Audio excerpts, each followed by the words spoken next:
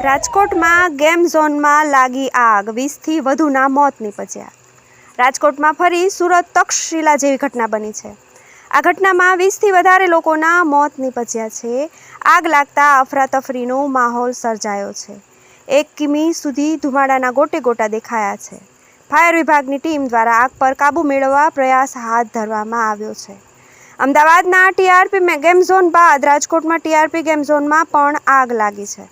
આગ લાગતા game zone બળીને ખાખ થયું છે।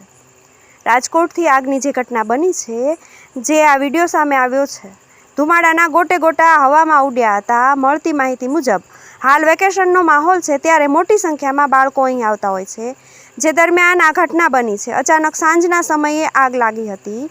આખો શેડ પર આ ગેમ ઝોન ચાલી રહ્યો હતો, જેમાં ગંભીર ઘટના બની છે, જેમાં 20થી વધારે લોકોના મોત નીપજ્યા છે। જોકે આગે વિકરાળ સ્વરૂપ ધારણ કર્યું છે, ત્યારે સ્થાનિક ફાયર ફાઇટરો પણ ઘટના સ્થળે પહોંચી છે। હાલમાં ફાયર સ્ટેશન ઓફિસરથી લઈ ચીફ સહિતના તમામ લોકો અહીં હાજર છે।